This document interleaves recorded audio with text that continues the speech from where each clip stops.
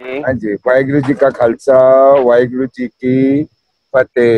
साध संगत जी, वाहिगुरु जी का खालसा, वाहिगुरु जी की फतेह। गुरु नानक देव फुलवाड़ी ਦੇ ਵਿੱਚ ਸਾਰਿਆਂ ਨੂੰ ਵੈਲਕਮ, ਸਵਾਗਤਮ ਤੇ ਜੀ ਆਇਆਂ ਨੂੰ। ਤੇ ਅੱਜ ਦਾ ਵਿਸ਼ੇ ਮਲਕੀਅਤ ਜੀ, ਜਿਸ ਤਰ੍ਹਾਂ ਸਾਨੂੰ ਬਹੁਤ ਹੀ ਅਦਭੁਤ ਤਰੀਕੇ ਦੇ ਨਾਲ ਚਾਨਣ ਪਾ ਰਹੇ ਹਨ ਅਨੰਦ ਕਾਰਜ ਦੇ ਉੱਪਰ। ਔਰ ਉਹਦੇ ਵਿੱਚ ਜਿਹੜੇ ਜਿਹੜੇ ਸ਼ਬਦ ਪੜ੍ਹੇ ਜਾਂਦੇ ਹਨ ਸ਼ਬਦਾਂ ਦੇ ਵਿੱਚ, ਔਰ ਉਹਦੀ ਗਹਿਰਾਈ ਦੇ ਵਿੱਚ ਕਿਸ ਤਰ੍ਹਾਂ ਸਾਨੂੰ actual connect has to be there, ਉਹਦੇ ਵਿੱਚ ਅੱਗੇ ਲੈ ਕੇ ਜਾਣਗੇ ਸਾਨੂੰ। ਔਰ ਕੁਝ ਹੋਰ ਸ਼ਬਦਾਂ ਰਾਹੀਂ ਵੀ ਸਾਨੂੰ ਅੱਜ ਸੁਚੇਤ ਕਰਾਂਗੇ ਕਿ ਕਿਸ ਤਰੀਕੇ ਨਾਲ ਅਨੰਦ ਕਾਰਜ ਵਿੱਚ ਅਸੀਂ ਜੁੜਨਾ ਹੈ। ਤੇ ਓਵਰ ਟੂ ਯੂ ਮਲਕੀਅਤ ਵੀਰ ਜੀ, ਬਹੁਤ ਬਹੁਤ ਧੰਨਵਾਦ ਤੁਸੀਂ ਤੁਹਾਡਾ, ਜੋ ਤੁਸੀਂ ਇੰਨੀ ਮਿਹਨਤ ਕਰਕੇ ਸਾਡੇ ਨਾਲ ਸਾਂਝ ਕਰ ਰਹੇ ਹੋ। ਓਵਰ ਟੂ ਯੂ ਜੀ। ਹਾਂਜੀ, ਠੀਕ ਹੈ ਜੀ, ਬਹੁਤ ਬਹੁਤ ਧੰਨਵਾਦ ਵੀਰ ਚਰਨਜੀਤ ਸਿੰਘ ਜੀ ਹੋਣਾ ਦਾ ਅਤੇ ਸਾਰੀ ਸੰਗਤ ਦਾ, ਜਿਹੜੇ ਬੜੇ ਪਿਆਰੇ ਤਰੀਕੇ ਦੇ ਨਾਲ ਰੋਜ਼ਾਨਾ ਬੈਠ ਕੇ ਬੜੀਆਂ ਕੀਮਤੀ ਜ਼ਿੰਦਗੀ ਦੇ ਵਿੱਚ ਕੰਮ ਆਉਣ ਵਾਲੀਆਂ ਗੱਲਾਂ ਜਿਹੜੀਆਂ ਨੇ ਉਹ ਵਿਚਾਰਦੇ ਨੇ। ਕਿਵੇਂ ਗੁਰੂ ਨਾਨਕ ਸਾਹਿਬ ਦੀ ਗੱਲ, ਕਿਵੇਂ ਗੁਰੂ ਗ੍ਰੰਥ ਸਾਹਿਬ ਜੀ ਦੀ ਬਾਣੀ ਦੀ ਗੱਲ ਕਿਵੇਂ ਕਿਵੇਂ ਲੋਕਾਂ ਤੱਕ ਪਹੁੰਚਾਈ ਜਾ ਸਕੇ ਤੇ ਕਿਵੇਂ ਕਿਵੇਂ ਲੋਕ ਅਵੇਅਰ ਹੋ ਕੇ ਇਸ ਗੁਰਬਾਣੀ ਦੇ ਨੂੰ, ਗੁਰਬਾਣੀ ਦੀ ਵਿਚਾਰ ਨੂੰ ਸਮਝ ਸਕਣ, ਇਹਦੇ ਉੱਤੇ ਜਿਹੜਾ ਆ ਉਹ ਵੀਰ ਬੜੇ ਸੋਹਣੇ ਤਰੀਕੇ ਦੇ ਨਾਲ ਯਤਨ ਕਰ ਰਹੇ ਨੇ। ਸੋ ਆਓ ਅੱਜ ਦੀ ਜਿਹੜੀ ਵੀ ਵਿਚਾਰ ਆਪਾਂ ਸਾਰਿਆਂ ਨੇ ਸਾਂਝੀ ਕਰਨੀ ਹੈ, ਉਸ ਤੋਂ ਪਹਿਲਾਂ ਸਾਰੇ ਇੱਕ ਵਾਰ ਬੜੇ ਹੀ ਪਿਆਰ ਸਤਿਕਾਰ ਦੇ ਨਾਲ ਫਤਿਹ ਬੁਲਾਓ। ਵਾਹਿਗੁਰੂ ਜੀ ਕਾ ਖਾਲਸਾ, ਵਾਹਿਗੁਰੂ ਜੀ ਕੀ ਫਤਿਹ। ਸ਼ੁਕਰੀਆ ਜੀ। ਜਿਵੇਂ ਪਿਛਲੇ ਦਿਨਾਂ ਵਿੱਚ ਆਪਾਂ ਸਾਰੇ ਲਾਵਾਂ ਦੇ ਸਿਨਾਰੀਓ ਨੂੰ, ਜਿਹੜੇ ਸ਼ਬਦ ਗੁਰੂ ਗ੍ਰੰਥ ਸਾਹਿਬ ਦੇ ਵਿੱਚ ਲਾਵਾਂ ਦੇ ਵੇਲੇ, ਆਨੰਦ ਕਾਰਜ ਦੇ ਵੇਲੇ ਪੜ੍ਹੇ ਜਾਂਦੇ ਸਨ, ਈਵਨ ਕਿ ਜਿਹੜੀਆਂ 4 ਲਾਵਾਂ ਗੁਰੂ ਗ੍ਰੰਥ ਸਾਹਿਬ ਦੇ ਵਿੱਚੋਂ ਲਾਵਾਂ ਕਹਿ ਕੇ ਪੜ੍ਹੀਆਂ ਜਾਂਦੀਆਂ ਨੇ, ਉਹ ਸੰਤ ਗੁਰੂ ਰਾਮਦਾਸ ਸਾਹਿਬ ਜੀ ਦਾ ਉਚਾਰਨ ਕੀਤਾ ਹੋਇਆ ਹੈ। ਤੇ ਉਹਦੇ 4 ਬੰਦ ਸਨ ਜਿਹੜੇ, ਉਹਨਾਂ ਨੂੰ ਆਪਾਂ ਵਿਚਾਰਨ ਦਾ ਯਤਨ ਕੀਤਾ ਸੀ ਕਿ ਗੁਰੂ ਸਾਹਿਬ ਇਸ ਸ਼ਬਦ ਦੇ ਵਿੱਚ, ਇਸ ਸ਼ੰਤ ਦੇ ਵਿੱਚ ਸਾਨੂੰ ਸਮਝਾਉਣਾ ਕੀ ਚਾਹੁੰਦੇ ਨੇ। ਅੱਜ ਉਸੇ ਦੇ ਸਿਨੈਰੀਏ ਦੇ ਵਿੱਚੋਂ ਇੱਕ ਜਿਹੜੀ ਹੋਰ ਗੱਲ ਹੈ, ਤੇ ਉਸ ਬੰਦ ਦੇ ਵਿੱਚੋਂ, ਉਹ ਸਾਰੇ ਸ਼ਬਦ ਦੇ ਵਿੱਚੋਂ ਜਿਹੜੀ ਗੱਲ ਸੀ, ਆਪਾਂ ਇਹ ਸਮਝਣ ਦਾ ਯਤਨ ਕੀਤਾ ਸੀਗਾ ਕਿ ਗੁਰੂ ਸਾਹਿਬ ਇੱਕ ਮਨੁੱਖ ਨੂੰ ਉਸ ਰੱਬ ਦੀ ਭੈ ਭਾਵਨੀ, ਉਸ ਰੱਬ ਦੀ ਵਿਚਾਰ ਨੂੰ ਸਮਝ ਕੇ ਜ਼ਿੰਦਗੀ ਦੇ ਵਿੱਚ ਲਾਗੂ ਕਰਨ ਦੇ ਲਈ ਜਿਹੜਾ ਆ, ਉਸੇ ਸੰਦਰਭ ਤੋਂ ਜਦੋਂ ਅਸੀਂ ਪੜ੍ਹਦੇ ਹਾਂ, ਮੈਂ ਅਕਸਰ ਬੇਨਤੀ ਕਰਦਾ ਹੁੰਦਾ ਕਿ ਜਦੋਂ ਅਸੀਂ ਗੁਰਬਾਣੀ ਪੜ੍ਹੀਏ, ਗੁਰਬਾਣੀ ਦੀ ਕੋਈ ਪੰਕਤੀ ਸਮਝ ਨਾ ਆਵੇ, ਗੁਰਬਾਣੀ ਦਾ ਕੋਈ ਸ਼ਬਦ ਸਾਨੂੰ ਸਮਝ ਨਾ ਆਏ, ਤੇ ਸਾਡੇ ਲਈ ਸਭ ਤੋਂ ਇੰਪੋਰਟੈਂਟ ਫੈਕਟ ਹੁੰਦਾ ਹੈ ਕਿ ਅਸੀਂ ਰਹਾਉ ਵਾਲੀ ਪੰਕਤੀ ਨੂੰ ਵਿਚਾਰੀਏ। ਜੇ ਰਹਾਉ ਵਾਲੀ ਪੰਕਤੀ ਚੋਂ ਗੱਲ ਕਲੀਅਰ ਨਹੀਂ ਹੋ ਰਹੀ, ਤੇ ਉਹ ਸ਼ਬਦ ਦੀ ਅਖੀਰਲੀ ਪੰਕਤੀ ਪੜ੍ਹੀਏ। ਜੇ ਅਖੀਰਲੀ ਪੰਕਤੀ ਚੋਂ ਵੀ ਗੱਲ ਕਲੀਅਰ ਨਹੀਂ ਹੋਈ, ਤੇ ਫਿਰ 2-3 ਸ਼ਬਦ ਜਿਹੜੇ ਨੇ ਉਹ ਪਿਛਲੇ ਪੜ੍ਹ ਲਓ, 2-3 ਸ਼ਬਦ ਜਿਹੜੇ ਨੇ ਅਗਲੇ ਪੜ੍ਹ ਲਓ, ਤਾਂ ਕਿ ਉਸ ਕੰਸੈਪਟ ਜਿਹੜਾ ਆ, ਜਿਸ ਕੰਸੈਪਟ ਵਿੱਚ ਗੁਰੂ ਸਾਹਿਬ ਗੱਲ ਕਰਨੀ ਚਾਹੁੰਦੇ ਨੇ, ਉਹ ਸਾਨੂੰ ਜਿਹੜੀ ਹੈ ਉਹ ਗੱਲ ਕਲੀਅਰ ਹੋ ਸਕੇ। ਸੋ ਇਸੇ ਸੰਦਰਭ ਦੇ ਵਿੱਚ ਅਗਲਾ ਜਿਹੜਾ ਸ਼ੰਤ ਹੈ, ਉਹਦੇ ਵਿੱਚ ਗੁਰੂ ਸਾਹਿਬ ਨੇ ਬੜਾ ਸੋਹਣਾ ਲਿਖਿਆ, 775 ਅੰਗ ਦੇ ਉੱਤੇ ਚੌਥੇ ਪਾਤਸ਼ਾਹ ਦਾ ਇਹ ਸ਼ਬਦ ਹੈਗਾ ਆ, ਹਰ ਪ੍ਰਭ ਕਾਜ ਰਚਾਇਆ, ਗੁਰਮੁਖ ਵਿਆਹਣ ਆਇਆ। ਵਿਆਹਣ ਆਇਆ, ਗੁਰਮੁਖ ਹਰ ਪਾਇਆ, ਸਾ ਧਨ ਕੰਤ ਪਿਆਰੀ। ਹੁਣ ਹੋਇਆ ਕਿ ਹਰ ਪ੍ਰਭ ਕਾਜ ਰਚਾਇਆ, ਤੇ ਕਾਜ ਜੱਜੇ ਦੇ ਪੈਰ ਵਿੱਚ ਔਂਕੜ ਲੱਗਿਆ ਹੋਇਆ। ਇਟ ਮੀਨਸ ਇੱਕ ਵਚਨ। ਹੁਣ ਜਦੋਂ ਇੱਕ ਵਚਨ ਭਾਵ ਜ਼ਿੰਦਗੀ ਰੂਪੀ ਕਾਰਜ, ਹਰ ਪ੍ਰਭੂ ਨੇ, ਰੱਬ ਨੇ ਜਿਹੜਾ ਇਹ ਜ਼ਿੰਦਗੀ ਰੂਪੀ ਕਾਜ ਰਚਾਇਆ ਹੋਇਆ ਆ, ਇਹ ਜੀਵਨ ਜਿਹੜਾ ਦਿੱਤਾ ਹੋਇਆ ਆ। ਤੇ ਗੁਰਮੁਖ ਜਨ, ਕਿਉਂਕਿ ਪਿਛਲੇ ਸ਼ਬਦ ਚ ਪੜ੍ਹ ਆਏ ਆ ਕਿ ਅਸੀਂ ਗੁਰਮੁਖ ਬਣਨਾ ਆ, ਤੇ ਗੁਰਮੁਖ ਬਣਨਾ ਹੀ ਰੱਬ ਦੇ ਨਾਲ ਵਿਆਹੇ ਜਾਣਾ ਆ, ਭਾਵ ਰੱਬ ਦੀ ਵਿਚਾਰਧਾਰਾ ਦੇ ਉੱਤੇ ਚੱਲਣਾ ਆ।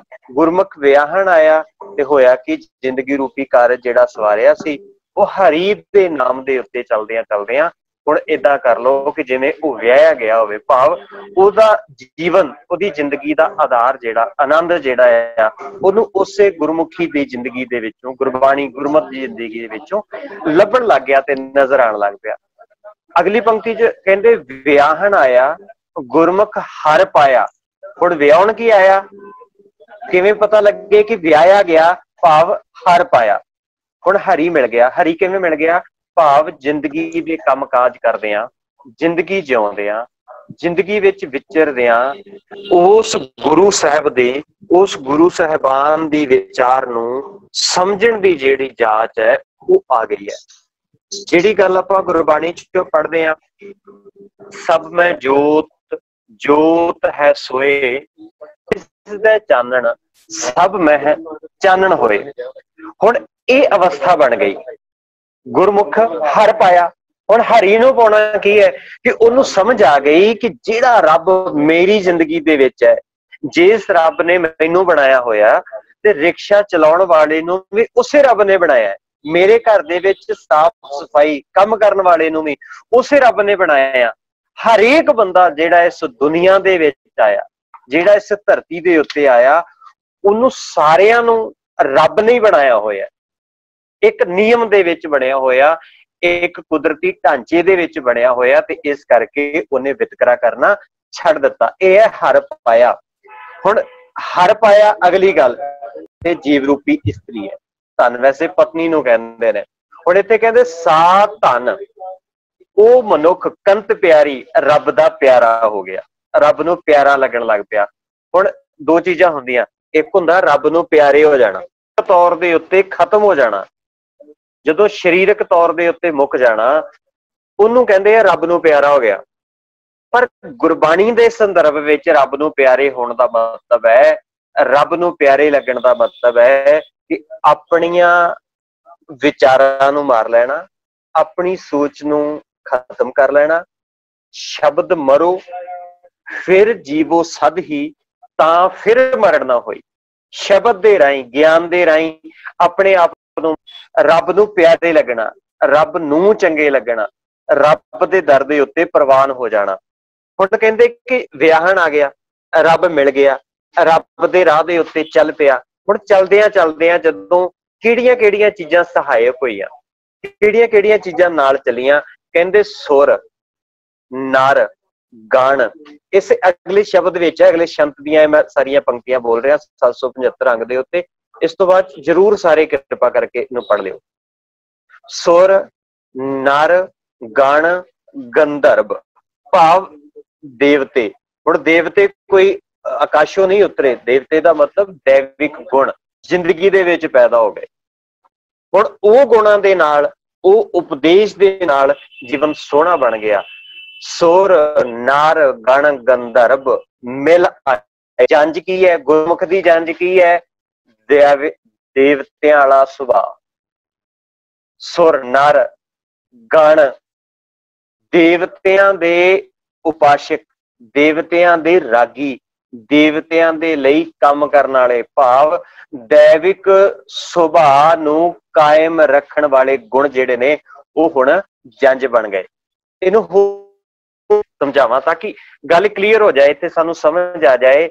ਇੱਕ ਹੁੰਦਾ ਕਿ ਮੰਨ ਲਓ ਮੈਂ ਕਹਾਂ ਕਿ ਸਾਰਿਆਂ ਦੀ ਮਦਦ ਕਰਨੀ ਚਾਹੀਦੀ, ਮੈਂ ਕਹਿ ਦਿੱਤਾ, ਪਰ ਜਦੋਂ ਮਦਦ ਕਰਨ ਦੀ ਗੱਲ ਆਈ ਉਦੋਂ ਮੈਂ ਕਹਾਂ ਕੋਈ ਗੱਲ ਨਹੀਂ, ਮੇਰੇ ਲਈ ਇਹ ਸ਼ਬਦ ਥੋੜਾ ਆ, ਇਹ ਦੂਜਿਆਂ ਨੂੰ ਕਰਨਾ ਚਾਹੀਦਾ। ਜਿਵੇਂ ਕਿਸੇ ਬੰਦੇ ਨੇ ਨਾ ਕਿਸੇ ਕੋਲੋਂ ਪੈਸੇ ਲੈਣੇ ਸੀ, ਤੇ ਉਹ ਬਾਣੀ ਬਹੁਤ ਪੜ੍ਹਦਾ ਹੁੰਦਾ ਸੀ, ਤੇ ਜਦੋਂ ਪੈਸੇ ਲੈਣ ਗਿਆ ਕਿ ਭਾਈ ਸਾਹਿਬ ਮੈਂ ਤੁਹਾਡੇ ਤੋਂ ਪੈਸੇ ਲੈਣੇ ਆ ਤੇ ਤੁਸੀਂ ਪੈਸੇ ਦੇ ਦਿਓ, ਤੁਸੀਂ ਇੰਨੀ ਬਾਣੀ ਪੜ੍ਹਦੇ ਹੋ, ਰੋਜ਼ ਤੁਸੀਂ ਬਾਣੀ ਦਾ ਜਿਹੜਾ ਆ ਗਾਇਨ ਕਰਦੇ ਹੋ, ਇੰਨੀ ਬਾਣੀ ਨੂੰ ਤੁਸੀਂ ਪੜ੍ਹ ਕੇ ਸੁਣਦੇ ਹੋ, ਸੁਣਾਉਂਦੇ ਹੋ, ਤੇ ਤੁਸੀਂ ਮੇਰੇ ਪੈਸੇ ਤੇ ਦੇ ਦਿਓ। ਕਿ ਬਾਣੀ ਤੁਹਾਨੂੰ ਇਹ ਸਿਖਾਉਂਦੀ ਹੈ? ਤੇ ਉਹ ਅੱਗੇ ਮੇਰੇ ਵਰਗਾ ਚਤਰ ਚਲਾਕ ਬੰਦਾ ਸੀ, ਕਹਿੰਦਾ ਲੈ ਬਾਣੀ ਦੇ ਵਿੱਚ ਹੀ ਤੇ ਲਿਖਿਆ ਕੇਤੇ ਲੈ ਲੈ ਮੁਕਰ ਪਾਹੀ। ਹੁਣ ਕੀ ਕਰੋਗੇ ਤੁਸੀਂ ਇੱਥੇ? ਜੇ ਕੋਈ ਬੰਦਾ ਗੁਰਬਾਣੀ ਦੀ ਪੰਕਤੀ ਨੂੰ ਇਸ ਤਰੀਕੇ ਨਾਲ ਵਰਤੇ, ਇੱਕ ਪਾਸੇ ਕਵੇ ਮਦਦ ਕਰਨੀ ਚਾਹੀਦੀ, ਜਦੋਂ ਕਰਨ ਦੀ ਵੇਲਾ ਆਵੇ, ਟਾਈਮ ਆਵੇ, ਵਕਤ ਆਵੇ, ਤੇ ਬੰਦਾ ਕਵੇ ਮੇਰੇ ਲਈ ਥੋੜਾ, ਇਹ ਤੇ ਦੂਜਿਆਂ ਨੂੰ ਕਰਨੀ ਚਾਹੀਦੀ ਹੈ। ਈਵਨ ਕਿ ਸੰਧਾਨ ਤੇ ਹੈ ਚੈਰਿਟੀ ਬਿਗਨਸ ਐਟ ਹੋਮ, ਸ਼ੁਰੂਆਤ ਮੇਰੇ ਤੋਂ ਕਰਨ ਦੀ ਜ਼ਰੂਰਤ ਹੈ। ਹੁਣ ਜਿਹੜੀ ਗੱਲ ਇੱਥੇ ਇੱਕ ਸੁਭਾਅ ਦਾ ਚੰਗੇ ਹੋਣਾ, ਜਦੋਂ ਬੰਦਾ ਇਕੱਲਾ ਆ ਉਦੋਂ ਬੰਦੇ ਦਾ ਸੁਭਾਅ ਪਰਖਿਆ ਜਾਣਾ ਚਾਹੀਦਾ। ਮੰਨ ਲਓ ਮੈਂ 10 ਬੰਦਿਆਂ 'ਚ ਬੈਠਾ ਤੇ ਮੈਂ ਸਾਰਿਆਂ ਨੂੰ ਜੀ ਕਹਿ ਕੇ ਬੁਲਾਉਂਗਾ, ਸਾਰਿਆਂ ਨੂੰ ਸਤਿਕਾਰ ਦਊਂਗਾ, ਸਾਰਿਆਂ ਨੂੰ ਪਿਆਰ ਦਊਂਗਾ। ਜਦੋਂ ਦੁਨੀਆ ਤੁਹਾਨੂੰ ਵੇਖ ਰਹੀ ਹੈ ਉਦੋਂ ਤੁਸੀਂ ਕੀ ਰਿਐਕਟ ਕਰ ਰਹੇ ਹੋ, ਇਹ ਧਰਮ ਨਹੀਂ ਹੈ। ਜਦੋਂ ਤੁਸੀਂ ਇਕੱਲੇ ਕਮਰੇ ਵਿੱਚ ਬੈਠੇ ਹੋ ਤੇ ਉਦੋਂ ਤੁਸੀਂ ਕੀ ਕਰ ਰਹੇ ਹੋ, ਤੁਹਾਨੂੰ ਵੇਖ ਕੋਈ ਨਹੀਂ ਰਿਹਾ, ਬਟ ਤੁਸੀਂ ਇਕੱਲੇ ਬੈਠੇ ਕੀ ਮਹਿਸੂਸ ਕਰ ਰਹੇ ਆ, ਕੀ ਸੋਚ ਰਹੇ ਆ, ਕੀ ਦੇਖ ਰਹੇ ਆ, ਕਿਹੜੇ ਕੰਮ ਦੇ ਵਿੱਚ ਤੁਸੀਂ ਮਗਨ ਆ, ਇਹ ਚੀਜ਼ ਧਰਮ ਹੈ। ਮੈਂ 10 ਬੰਦੇ ਆ, ਮੰਨ ਲਓ ਮੈਂ ਸੜਕ ਤੇ ਤੁਰਿਆ ਜਾ ਰਿਹਾ, ਮੈਨੂੰ ਲੱਗੇ ਕਿ ਮੈਨੂੰ 5-7 ਬੰਦੇ ਵੇਖਦੇ ਪਏ ਆ, ਮੈਂ ਤੇ ਬੜਾ ਮਿੱਠਾ ਮਿੱਠਾ ਸੁਭਾਅ ਉਹਨਾਂ ਨਾਲ ਵਰਤਾਅ ਕਰੂੰਗਾ। ਜੇ ਮੈਂ ਗੁਰਦੁਆਰੇ ਬੈਠਾ ਤੇ ਮੇਰੇ ਹੱਥ ਜੁੜੇ ਹੋਣਗੇ, ਸਿਰ ਝੁਕਿਆ ਹੋਊਗਾ ਬੜੇ ਪਿਆਰ ਦੇ ਨਾਲ। ਹੁਣ ਗੁਰਦੁਆਰੇ ਜਾ ਕੇ ਸੁਭਾਅ ਮੇਰਾ ਚੰਗਾ ਹੋ ਗਿਆ, ਬਾਹਰ ਨਿਕਲਦੇ ਆ। ਮੈਂ ਇੱਕ ਉਦਾਹਰਨ ਹੋਰ ਦਿੰਦਾ ਤਾਂ ਕਿ ਗੱਲ ਕਲੀਅਰ ਹੋਵੇ ਅੱਜ ਸਾਡੇ ਨਾਲ ਹੋ ਕੀ ਰਿਹਾ ਤੇ ਅਸੀਂ ਦੁਵਿਧਾ ਚ ਕਿੱਥੇ ਪੈ ਗਏ ਆ। ਸੁਰ ਨਰ ਗਣ ਗੰਧਰਵ ਮਿਲ ਆਏ, ਇਹ ਸੁਭਾਅ ਦੀ ਗੱਲ ਹੈ ਕਿ ਇਵੇਂ ਦਾ ਸੁਭਾਅ ਆ। ਉਸ ਸੁਭਾਅ ਨੂੰ ਮੋੜਨ ਵਾਲੇ ਸਨ, ਜਿਹੜੇ ਸੁਭਾਅ ਨੂੰ ਤੋੜ ਕੇ ਦੂਜੇ ਪਾਸੇ ਲੈ ਕੇ ਜਾਣ ਵਾਲੇ ਸੀ, ਉਹ ਸਾਰੀਆਂ ਚੀਜ਼ਾਂ ਸਾਰੇ ਇੱਕ ਥਾਂ ਤੇ ਖਲੋ ਗਏ। ਇੱਕ ਉਦਾਹਰਨ ਹੋਰ ਦੇਵਾਂ, ਇੱਕ ਬੰਦਾ ਰਿਕਸ਼ਾ ਚਲਾਉਂਦਾ ਸੀ, ਦੁਪਹਿਰ ਹੋ ਗਈ, ਗਰਮੀ ਲੱਗੀ ਤੇ ਉਹਦੇ ਮਨ ਚ ਆਇਆ ਕਿ ਕਿਉਂ ਨਾ ਹੋਵੇ ਮੈਂ ਪਾਣੀ ਪੀਵਾਂ। ਉਹ ਪਾਣੀ ਪੀਂਦਾ ਪੀਂਦਾ ਜਦੋਂ ਰਿਕਸ਼ਾ ਚਲਾਉਂਦਾ ਚਲਾਉਂਦਾ ਤੁਰਿਆ ਜਾ ਰਿਹਾ ਸੀ ਤੇ ਸਾਹਮਣੇ ਉਹਦਾ ਧਿਆਨ ਪਿਆ ਇੱਕ ਗੁਰਦੁਆਰੇ ਦੇ ਉੱਤੇ।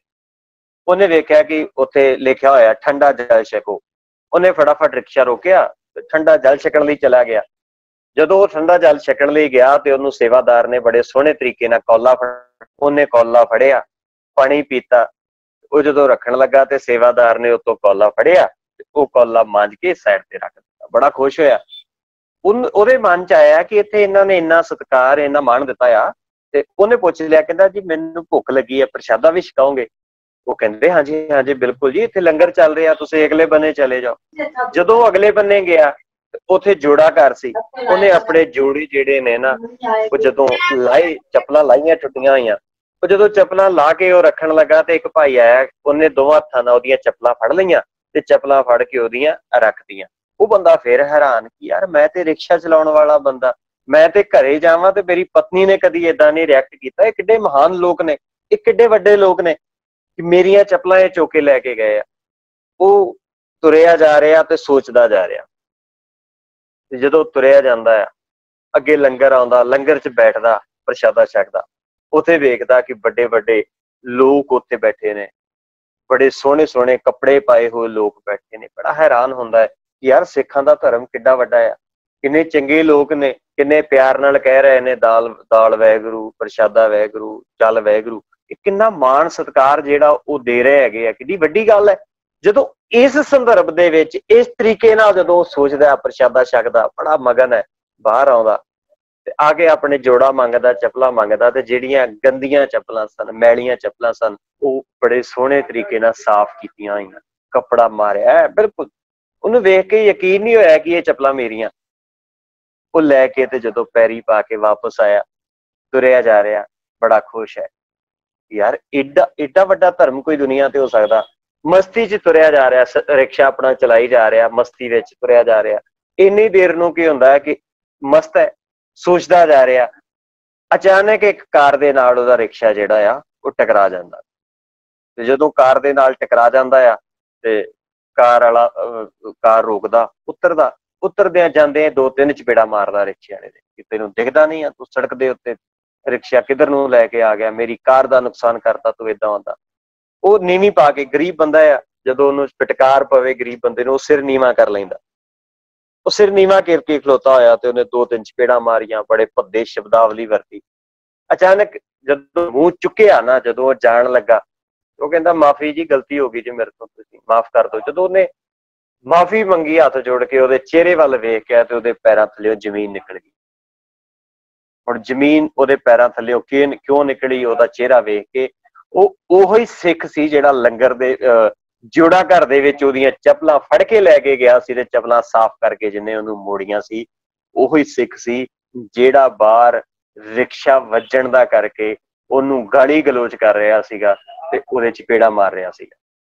ਉਹ ਬੜਾ ਹੈਰਾਨ ਹੋਇਆ। ਉਸ ਤੋਂ ਬਾਅਦ ਸੋਚਿਆ, ਕਹਿੰਦਾ ਇਹ ਉਹੋ ਹੀ ਸਿੱਖ ਹੈ ਕਿ ਇਹ ਸਿੱਖ ਹੈ ਕਿ ਜਿਹੜਾ ਇਹਦਾ ਅਸਲੀ ਰੂਪ ਕਿਹੜਾ ਆ, ਜਿਹੜਾ ਗੁਰਦੁਆਰੇ ਦੇ ਵਿੱਚ ਸੀ ਉਹ ਅਸਲੀ ਰੂਪ ਹੈ ਕਿ ਜਿਹੜਾ ਹੁਣ ਇਹਨੇ ਮੇਰੇ ਨਾਲ ਸਲੂਕ ਕੀਤਾ ਇਹਦਾ ਇਹ ਅਸਲੀ ਰੂਪ ਹੈ। ਇਹਨਾਂ ਦੋਵਾਂ ਚੋਂ ਅਸਲੀ ਕੀ ਹੈ, ਇਹਨਾਂ ਦੋਵਾਂ ਚੋਂ ਅਸਲੀਅਤ ਕੀ ਹੈ। ਹੁਣ ਜਿਹੜੀ ਗੱਲ ਮੈਂ ਕਹਿਣੀ ਚਾਹੁੰਦਾ ਸੀ, ਕਈ ਵਾਰ ਬੰਦੇ ਦੇ ਸੁਭਾਅ 'ਚ ਆ ਜਾਂਦਾ ਹੈ ਕਿ ਮੈਂ ਅੱਜ ਤੋਂ ਬੇਈਮਾਨੀ ਛੱਡੀ, ਅੱਜ ਤੋਂ ਮੈਂ ਝੂਠ ਨਹੀਂ ਬੋਲਣਾ, ਅੱਜ ਤੋਂ ਬਾਅਦ ਕਿਸੇ ਨਾਲ ਧੋਖਾ ਨਹੀਂ ਕਰਨਾ। पर उस सुभाਅ ਨੂੰ कायम रखण दे लई ਜਿਹੜੀਆਂ विचारां काम करदियां ने, ਜਿਹੜਾ उपदेश काम करदा, ਜਿਹੜਾ सिद्धांत काम करदा, ਉਹ है इत्थे सुर नाल गण गंधर्व जिन मोहे। ਇਹ ਚੀਜ਼ਾਂ ਨੇ। ਉਹਦੇ ਵਿੱਚ ਮੇਰੀਆਂ ਅੱਖਾਂ ਦਾ ਵੀ ਰੋਲ ਹੈ, ਮੇਰੇ ਸੁਭਾਅ ਦਾ ਵੀ ਰੋਲ ਹੈ, ਮੇਰੀ ਜ਼ੁਬਾਨ ਦਾ ਵੀ ਰੋਲ ਹੈ, ਮੇਰੇ ਕੰਨਾਂ ਦਾ ਵੀ ਰੋਲ ਹੈ, ਮੇਰੀ ਹਰ ਇੱਕ ਚੀਜ਼ ਦਾ ਰੋਲ ਹੈ, ਜਿੰਨੇ ਮੈਨੂੰ ਬਰਕਰਾਰ ਰੱਖਣਾ ਕਿ ਜੇ ਸੱਚ ਹੈ, ਜੇ ਮਨੁੱਖਤਾ ਦੇ ਹੱਕ ਦੀ ਗੱਲ ਹੈ, ਜੇ ਸਹੀ ਆ ਤੇ ਅੰਦਰ ਬੈਠਾ ਵੀ ਸਹੀ ਆ, ਜੇ ਗਲਤ ਆ ਤੇ ਅੰਦਰ ਬੈਠਾ ਜੇ ਗਲਤ ਆ ਤੇ ਬਾਹਰ ਵੀ ਮੈਂ ਗਲਤ ਹੀ ਹੋਵਾਂਗਾ। ਅਗਲੀ ਗੱਲ ਹੁਣ ਇਹਨੂੰ ਹੋਰ ਥੋੜਾ ਜਿਹਾ, ਹੁਣ ਸੁਰ ਨਾੜ ਗਣ ਗੰਧਰਵ ਮਿਲ ਆਏ ਅਪੂਰਬ ਜੰਜ ਬਣਾਈ। ਹੁਣ ਜੰਜ ਕੀ ਹੈ? ਅਪੂਰਬ। ਅਪੂਰਬ ਦਾ ਮਤਲਬ ਹੈ ਜਿਹੜੀ ਪੂਰਬ ਪਹਿਲਾਂ ਕਦੀ ਚੜੀ ਹੋਈ ਨਹੀਂ ਸੀ, ਜਿਹੜਾ ਕਦੀ ਹੋਇਆ ਹੀ ਨਹੀਂ ਸੀ। ਏਦਾਂ ਮੰਨੋ ਕਿ ਜਿਹੜਾ ਮੱਤਾ ਕਰੇ ਪੱਛਮ ਕੇ ਤਾਈ ਪੂਰਬ ਹੀ ਲੈ ਜਾ, ਤੇ ਰੋਜ਼ ਬੰਦਾ ਧੈਂਦੀ ਕਲਾ ਦੀਆਂ ਗੱਲਾਂ ਕਰਦਾ ਸੀ, ਰੋਜ਼ ਬੰਦਾ ਕਹਿੰਦਾ ਸੀ ਇਹ ਹੋ ਹੀ ਨਹੀਂ ਸਕਦਾ। ਹੁਣ ਅਪੂਰਬ ਜੰਜ ਦੀ ਉਦਾਹਰਣ ਦੇਦਾ ਕਿ ਜਿਹੜਾ ਕੰਮ ਅਣਹੋਣੀ, ਜਿਹੜੀ ਹੋ ਹੀ ਨਹੀਂ ਸੀ ਸਕਦੀ, ਜਿਹਨੂੰ ਅਸੀਂ ਇੰਪੋਸੀਬਲ ਸ਼ਬਦ ਕਹਿ ਦਿੰਦੇ ਆ। ਭਾਵੇਂ ਇੰਪੋਸੀਬਲ ਸ਼ਬਦ ਆਪਣੇ ਆਪ ਚ ਇਹ ਗੱਲ ਕਹਿ ਰਿਹਾ, ਆਈ ਐਮ ਪੋਸੀਬਲ। ਅੰਡਰਸਟੈਂਡਿੰਗ ਸਾਡੀ ਹੈ ਕਿ ਅਸੀਂ ਉਹਨੂੰ ਇੰਪੋਸੀਬਲ ਪੜ੍ਹਨਾ ਹੈ ਕਿ ਆਈ ਐਮ ਪੋਸੀਬਲ। ਉਹ ਸ਼ਬਦ ਕਿਵੇਂ ਪੜ੍ਹਨਾ ਆ ਉਹ ਸਾਡੇ ਤੇ ਡਿਪੈਂਡ ਹੈ। ਖੈਰ, ਜਿਹੜਾ ਇਹ ਹੁੰਦਾ ਆ ਉਹ ਅਪੂਰਬ ਜੰਜ, ਜਿਹੜੀ ਚੀਜ਼ ਵੇਖੀ ਨਹੀਂ ਸੀ ਜਾ ਸਕਦੀ ਉਹ ਜੰਜ ਬਣ ਗਈ। ਭਾਵ ਉਹ ਮਨੁੱਖ ਦਾ ਸੁਭਾਅ ਜਿਹੜਾ ਛੱਡਿਆ ਨਹੀਂ ਜੀ ਜਾ ਸਕਦਾ, ਉਹ ਮਨੁੱਖ ਦੇ ਜੀਵਨ ਦੀਆਂ ਘਟਨਾਵਾਂ ਜਿਹੜੀਆਂ ਛੱਡੀਆਂ ਨਹੀਂ ਸੀ ਜਾ ਸਕਦੀਆਂ, ਉਹ ਸਭ ਕੁਝ ਛੱਡ ਕੇ ਜੰਜ ਦਾ ਰੂਪ ਧਾਰਨ ਕਰ ਗਿਆ। ਇੱਕ ਉਦਾਹਰਨ ਹੋਰ ਤਾਂ ਕਿ ਇਹ ਗੱਲ ਸਪਸ਼ਟ ਹੋਵੇ। ਆ ਸਾਡੇ ਤਰਨਤਾਰਨ ਇਲਾਕੇ ਦੇ ਵਿੱਚ ਇੱਕ ਪੱਟੀ ਹੈ, ਪੱਟੀ ਸ਼ਹਿਰ ਪੈਂਦਾ, ਤਹਿਸੀਲ ਹੈ। ਉੱਥੇ ਇੱਕ ਪਿੰਡ ਪੈਂਦਾ ਆ ਵਾਂ, ਤਾਰਾ ਸਿੰਘ ਵਾਂ ਕਰਕੇ ਪਿੰਡ ਦਾ ਨਾਮ ਹੈ। ਉੱਥੇ ਭਾਈ ਤਾਰਾ ਸਿੰਘ ਸ਼ਹਾਦਤ ਦਾ ਜਾਮ ਪੀ ਕੇ ਸੀਗੇ, ਮੁਗਲਾਂ ਨਾਲ ਲੜਦੇ ਆ। ਉਸ ਵਾਂ ਪਿੰਡ ਦਾ ਇੱਕ ਸ਼ਖਸ ਸੀਗਾ, ਬੜੀ ਸ਼ਰਾਬ ਪੀਂਦਾ ਸੀ ਉਹ। ਅਸੀਂ ਕੈਂਪ ਲਾਉਣ ਵਾਸਤੇ ਗਏ, ਸਾਡੀ ਟੀਮ ਉੱਥੇ ਕੈਂਪ ਲਾਉਣ ਲਈ ਜਦੋਂ ਗਈ ਤੇ ਸਾਡੇ ਵੀਰਾਂ ਨੇ ਕਲਾਸ ਚ ਪੜ੍ਹਾ ਦਿੱਤਾ ਕਿ ਸ਼ਰਾਬ ਨਹੀਂ ਪੀਣੀ ਚਾਹੀਦੀ, ਏਦਾਂ ਉਦਾਂ XYZ ਜੋ ਵੀ ਗੱਲਾਂ ਸੀਗੀਆਂ। ਉਹ ਬੱਚਿਆਂ ਨੇ ਜਾ ਕੇ ਘਰੇ ਕੀਤੀਆਂ ਤੇ ਉਹ ਬੰਦਾ ਅਗਲੇ ਦਿਨ ਆਇਆ ਤੇ ਆ ਕੇ ਕੈਂਪ ਦੀ ਟੀਮ ਨੂੰ ਉਲਾਮਾ ਦੇ ਕੇ ਗਿਆ ਕਿ ਤੁਸੀਂ ਜਿਹੜਾ ਆ ਮਤਲਬ ਗਲਤ ਮੱਤ ਦਿੰਦੇ ਹੋ, ਤੁਸੀਂ ਸ਼ਰਾਬ ਪੀਣ ਤੋਂ ਰੋਕਦੇ ਹੋ, ਗਲਤ ਮੱਤਾਂ ਦਿੰਦੇ ਹੋ। ਉਸ ਬੰਦੇ ਦੇ ਬਾਰੇ ਗੱਲ ਪ੍ਰਚਲਿਤ ਸੀ ਕਿ ਸਵੇਰੇ ਉੱਠ ਕੇ ਚਾਹ ਨਹੀਂ ਸੀ ਪੀਂਦਾ, ਸ਼ਰਾਬ ਪੀਂਦਾ ਸੀ। ਬੜਾ ਬੋਲਿਆ ਗੁਰਦੁਆਰੇ ਦੇ ਬਾਹਰ ਖਲੋ ਕੇ ਕਿ ਮੈਂ ਪੀਂਦਾ, ਤੁਹਾਨੂੰ ਕੀ, ਸਭ ਕੁਛ। 5 ਦਿਨ ਦਾ ਕੈਂਪ ਸੀ। 5ਵੇਂ ਦਿਨ ਜਿੱਦਣ ਵੀਰਾਂ ਨੇ ਵਾਪਸ ਆਉਣਾ ਸੀ ਤੇ ਉਦਣ ਵੀਰਾਂ ਕੋਲ ਆ ਕੇ ਬਹਿ ਗਿਆ, ਕੈਂਪ ਦੀ ਟੀਮ ਕੋਲ ਆ ਕੇ ਕਹਿੰਦਾ ਤੁਸੀਂ ਨਹੀਂ ਕਹਿੰਦਾ ਮੇਰੀ ਸ਼ਰਾਬ ਹਟਾ ਸਕੇ, ਪਰ ਅੱਜ ਤੋਂ ਮੈਂ ਸ਼ਰਾਬ ਛੱਡ।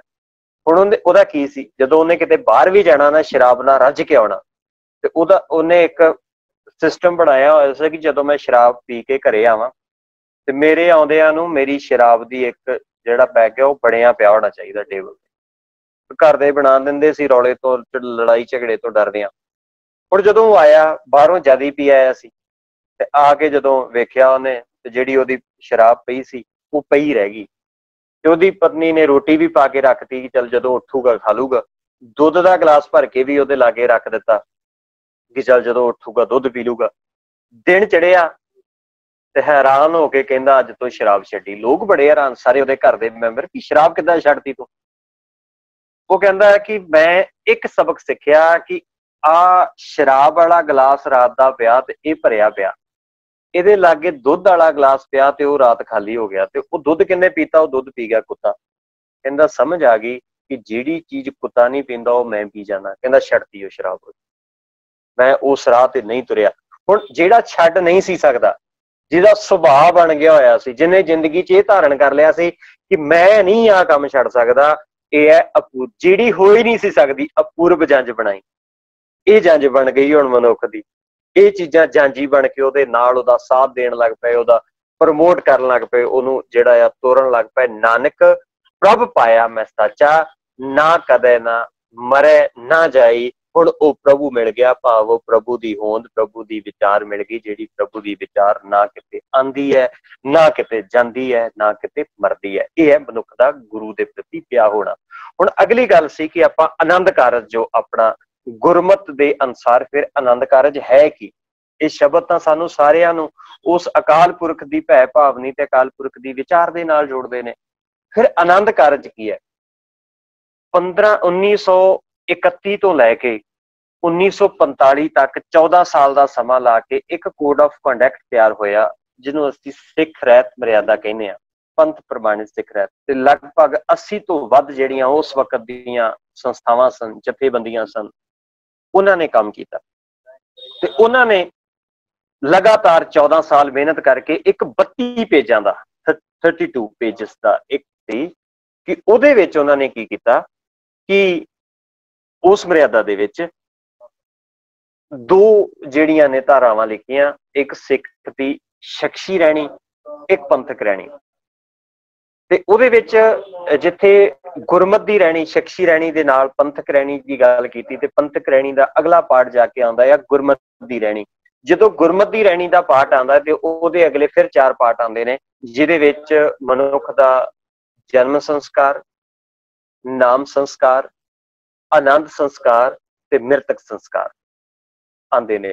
ते जिथे आनंद संस्कार रहत मर्यादा दे पेज नंबर 13 दे उत्ते है, ते उस 13 नंबर पेज दे उत्ते जिहड़ी गल हैगी है उच लिखदे ने आनंद कारज दी रीति की होवे। उच पहली गल ये लिखदे आ कि जदों सिख बच्चे ते बच्ची दा आनंद कारज जिहड़ा आ वो सिख नाल होवे। दूजी गल कि जदों सिख ते बच्ची दा कोई भी दिन मुकर्रर कर लिया जाए, उहदे विच कोई वहम नहीं है, उहदे विच ये नहीं कि किते साया कढाना है, किसी नूं पत्री विखाणी है, किसी नूं कुछ विखाणा, उहदे विच कहंदे बिल्कुल नहीं। मैं पिछले दिनां च एक मैं जिक्र कीता सी आनंद कारज दे संदर्भ दे विच बोलदे आ कि अज जन्म कुंडलियां मिलाउण दी जरूरत नहीं है, अज जन्म कुंडली जन्म पत्री ये वेखण दी जरूरत नहीं है। अज की वेखण दी जरूरत है कि मैं अक्सर कहना हुंदा है कि जदों लड़की दा रिश्ता करना है ना, अज डोप टेस्ट कराउण दी जरूरत है ताकि पता लगे कि ये एडिक्टेड किन्ने किन्ने। अज उन्हां दे जिहड़े ने टेस्ट फिजिकली टेस्ट जिहड़े ने वो करवाउण दी जरूरत है, ना कि कुंडलियां मिलवाउण दी जरूरत है। तुसीं देखो हर तीजे दिन जिहड़ा आ एक कोर्ट दे विच जिहड़ा आ एक डिस्ट्रिक्ट दे विच हर तीजे दिन एक डाइवोर्स केस जिहड़ा आ वो फाइल हो रहा ते ये कोर्ट च जिहड़ा हो रहा, जिहड़े रजामंदी नाल हो जांदे वो वखरे ने, जिन्हां दे वैसे झगड़े चलते ने वो वखरे ने। इहदा मतलब जो मिलाना चाहिदा सी, जिथे मिलना चाहिदा सी, विचार मिलने चाहिए सी, उत्ते कोई तैयारी नहीं, उत्ते कोई प्रबंध नहीं।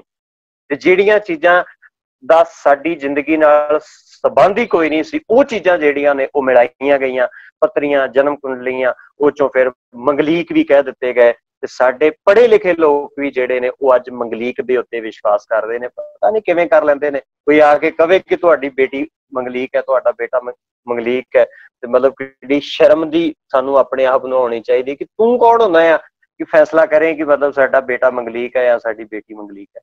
हद हो गई है। जिहड़ी चीज तो गुरु साहिबान ने बाणी च रोकिया सी, अज साडा समाज फिर उत्थे जाके खलो गया। हुण रहत मर्यादा च लिखिया कि दिन वार दी विचार कीते बिना जिहड़ा दोवां परिवारां नूं ठीक लगे उत्ते कर लो। सिख बच्ची दा आनंद कारज सिख रीति रिवाजां दे अनुसार ही होवे ते उहदे विच सिख नाल ही कीता जावे ते बिना किसी भेदभाव दे जदों कुड़माई दी रस्म करनी आ ते लड़की अते लड़के दे सलाह दे नाल जिहड़ी है 3 ककार जिहड़े ने वो लड़की दी झोली पा दित्ते जाण ते लड़की वाले वो 3 ककार जिहड़े ने किरपान, कड़ा ते कंघा जिहड़ा आ वो लड़के वाले दी झोली पा लैण। कुड़माई वेले सिर्फ ये रस्म होनी चाहिए रहत मर्यादा दे मुताबिक। अगली गल, लड़की दा आनंद कारज लैण देण दे बिना होवे, भाव उत्थे लालच दे वस या किसी भी भावना दे विच दाज या पैसे मंगण बच्ची दा आनंद कारज जिहड़ा पढ़ाया जावे। हुण लावां दा पिछली बार वीर जी होना ने सवाल भी किया सी, शायद वीर कुलतार सिंह जी होना ने, कि फिर लावां किवें जिहड़ियां कीतियां जाण। मैं उस दिन भी कहा सीगा कि जिहड़े हिंदू ने वो 7 प्रकरमा लैंदे ने, असीं जिहड़े आ वो 4 प्रकरमा लैंदे आ। वो वेदी दे दुआले लैंदे आ ते असीं गुरु ग्रंथ साहिब दे दुआले लैंदे आ। जे असीं उस भावना नूं नहीं समझिया, जे असीं उस विचारधारा नूं नहीं समझिया ते महज एक कर्मकांड बन के रह जाएगा। ਇਹਦੇ ਨਾਲ ਸਾਡੀ ਜ਼ਿੰਦਗੀ 'ਚ ਕੋਈ ਫਰਕ ਨਹੀਂ ਪੈਣਾ। ਅਸੀਂ ਬੈਠੇ ਆ, ਜਿਵੇਂ ਮੈਂ ਪਿਛਲੇ ਦਿਨਾਂ 'ਚ ਵੀ ਗੱਲ ਕੀਤੀ ਸੀ ਕਿ ਅਸੀਂ ਉਹਨਾਂ ਬੱਚੀਆਂ ਨੂੰ ਜਿਸ ਦਾ ਆਨੰਦ ਕਾਰਜ ਹੈ ਉਹਨੂੰ ਅੱਜ ਪ੍ਰੈਕਟਿਸ ਕਰਾਉਣ ਦੀ ਜ਼ਰੂਰਤ ਹੈ। ਚੰਗੇ ਗੁਣਾਂ ਦੀ, ਸ਼ੁਭ ਗੁਣਾਂ ਦੀ, ਚੰਗੀਆਂ ਵਿਚਾਰਾਂ ਦੀ, ਕਿਵੇਂ ਉਹਨੇ उस बोझ ਨੂੰ ਝੱਲਣਾ ਆ, ਕਿਵੇਂ ਉਸ ਸਿਸਟਮ ਨੂੰ ਚੱਲਣਾ ਆ, ਕਿਵੇਂ ਨਵੇਂ ਪਰਿਵਾਰ 'ਚ ਜਾ ਕੇ ਆਪਣੇ ਆਪ ਨੂੰ ਐਡਜਸਟ ਕਰਨਾ ਹੈ, ਤੇ ਕਿਵੇਂ ਉਸ ਲੜਕੇ ਨੇ ਨਵੇਂ ਲਾਈਫ ਪਾਰਟਨਰ ਦੇ ਨਾਲ ਜਿੱਥੇ ਰਿਸ਼ਤੇਦਾਰੀਆਂ ਵੱਧ ਜਾਣੀਆਂ ਨੇ, ਜਿੱਥੇ ਰਿਸ਼ਤੇ ਡਬਲ ਹੋ ਜਾਣੇ ਨੇ, ਉਹਨਾਂ ਸਾਰੀਆਂ ਜ਼ਿੰਮੇਵਾਰੀਆਂ ਨੂੰ ਕਿਵੇਂ ਨਿਭਾਉਣਾ, ਇਹਨਾਂ ਤੇ ਡਿਸਕਸ ਹੋਣੀ ਚਾਹੀਦੀ ਹੈ। ਖੈਰ, ਉਹ ਫਿਰ ਉੱਥੇ ਰਹਿਤ ਮਰਿਆਦਾ 'ਚ ਲਿਖਿਆ ਕਿ ਜਦੋਂ ਅਸੀਂ ਆਨੰਦ ਕਾਰਜ ਦੇ ਲਈ ਗੁਰੂ ਮਹਾਰਾਜ ਦੇ ਚਰਨਾਂ ਵਿੱਚ ਬੈਠਦੇ ਹਾਂ ਤੇ ਲੜਕੀ ਜਿਹੜੀ ਹੈ ਖੱਬੇ ਹੱਥ ਬੈਠੇ, ਤੇ ਉਸ ਵਕਤ ਕੀ ਹੈ ਕਿ ਅਰਦਾਸ ਕੀਤੀ ਜਾਵੇ, ਤੇ ਜਦੋਂ ਲਾਮ ਦਾ ਪਾਠ ਕੀਤਾ ਜਾਏ ਤੇ ਉਹ ਲੜਕੀ ਤੇ ਲੜਕਾ ਜਿਹੜੇ ਨੇ ਉਹ ਖੜੇ ਹੋ ਕੇ ਪਾਠ ਨੂੰ ਸੁਣਨ, ਤੇ ਸੁਣਨ ਤੋਂ ਬਾਅਦ ਚ ਖੜੇ ਹੋ ਕੇ ਸੁਣਨਗੇ, ਤੇ ਸੁਣਨ ਤੋਂ ਬਾਅਦ ਜਦੋਂ ਲਾਮ ਕੰਪਲੀਟ ਹੋ ਜਾਏ ਤੇ ਮੱਥਾ ਟੇਕ ਕੇ ਪਰਿਕਰਮਾ ਲੈ ਕੇ ਆ ਕੇ ਖੜੇ ਹੋ ਜਾਣ। ਹੁਣ ਪਰਿਕਰਮਾ ਫਿਲਾਸਫੀਕਲੀ ਗੱਲਾਂ ਬਾਅਦ ਚ ਨਿਕਲ ਜਾਂਦੀਆਂ ਨੇ, ਤੇ ਮੈਂ ਉਸ ਦਿਨ ਵੀ ਗੱਲ ਕੀਤੀ ਸੀ ਕਿ ਗੁਰੂ ਸਾਡੀ ਸੱਜੀ ਬਾਂਹ ਆ, ਸਾਡਾ ਸੱਜਾ ਹੱਥ ਹੈ, ਤੇ ਸੱਜੇ ਹੱਥ ਨੂੰ ਮਤਲਬ ਅਸੀਂ ਬੜਾ ਨਜ਼ਦੀਕੀ ਸਮਝਦੇ ਹਾਂ। ਤੇ ਜਦੋਂ ਪਰਿਕਰਮਾ ਕਰ ਰਹੇ ਹੋਈਏ ਤੇ ਸਾਡੀ ਭਾਵਨਾ ਇਹ ਹੋਵੇ ਕਿ ਗੁਰੂ ਸਾਹਿਬ ਤੁਹਾਨੂੰ ਅਸੀਂ ਅੰਗ ਸੰਗ ਜਾਣਗੇ, ਤੁਹਾਨੂੰ ਅਸੀਂ ਸਭ ਤੋਂ ਇੰਪੋਰਟੈਂਟ ਰਿਸ਼ਤਾ ਮੰਨ ਕੇ ਅੱਜ ਅਸੀਂ ਇਹ ਲਾਵਾਂ ਦਾ ਜਿਹੜਾ ਆਨੰਦ ਕਾਰਜ ਦੀ ਸ਼ੁਰੂਆਤ ਕਰਨ ਜਾ ਰਹੇ ਹਾਂ। ਤੇ ਸਾਡੀ ਜ਼ਿੰਦਗੀ ਦੇ ਵਿੱਚ ਕੋਈ ਅਭਿਨਵੀ ਹੁੰਦੀ ਹੈ, ਕਿਤੇ ਕੋਈ ਮੁਸ਼ਕਿਲ ਆਉਂਦੀ ਹੈ, ਕਿਤੇ ਕੋਈ ਉਲਝਣ ਬਣਦੀ ਹੈ, ਕਿ ਗੁਰੂ ਸਾਹਿਬ ਤੁਸੀਂ ਆਪਣੇ ਸੱਚ ਬਾਣੀ ਦਾ ਉਪਦੇਸ਼ ਦੇ ਕੇ ਸਾਨੂੰ ਸੁਨੇਹਾ ਦੇ ਕੇ ਜਿਹੜਾ ਆ ਉਹ ਸੱਚੇ ਰਸਤੇ ਦੇ ਉੱਤੇ ਤੋਰਦੇ ਰਹੋ। ਇਹ ਕਮਿਟਮੈਂਟ ਹੁੰਦੀ ਹੈ ਉਸ ਵਕਤ ਜਦੋਂ ਤੁਸੀਂ ਪਰਿਕਰਮਾ ਕਰ ਰਹੇ ਹੁੰਦੇ ਆ। ਅਗਲੀ ਗੱਲ ਕਿ ਉੱਥੇ ਹੁਣ ਰਿਵਾਜ ਚੱਲ ਗਏ ਆ, ਸਾਡੇ ਵਿਆਹ ਹੁੰਦਾ ਸੀ 1 ਦਿਨ ਦਾ 2 ਦਿਨ ਦਾ, ਅੱਜ ਕੱਲ ਵਿਆਹ ਜਿਹੜੇ ਨੇ ਉਹ 5-5 6-6 ਦਿਨ ਚੱਲਦੇ ਨੇ, ਤੇ ਫਿਰ ਸਾਡੇ ਪਤਾ ਨਹੀਂ ਕਿੰਨੀਆਂ ਕਿ ਕੀਤੀਆਂ ਜਾਂਦੀਆਂ ਨੇ।